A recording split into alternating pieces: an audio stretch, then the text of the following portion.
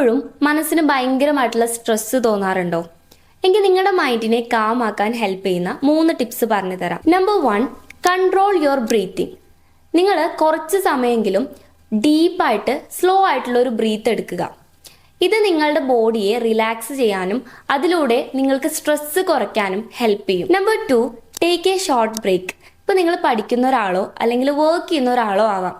ആരാണെങ്കിലും നിങ്ങൾ നിങ്ങളുടെ ചെയ്തുകൊണ്ടിരിക്കുന്ന ആ ഒരു കാര്യത്തിൽ ചെറിയൊരു ബ്രേക്ക് എടുക്കുക.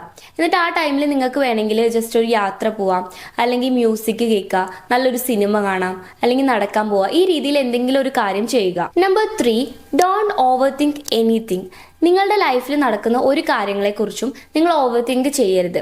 നിങ്ങൾക്ക് ചെയ്യാൻ പറ്റുന്ന അല്ലെങ്കിൽ നിങ്ങൾക്ക് സൊല്യൂഷൻ ഉണ്ടാക്കാൻ പറ്റുന്ന കാര്യങ്ങൾ മാത്രം നിങ്ങൾ ഫോക്കസ് ചെയ്യുക.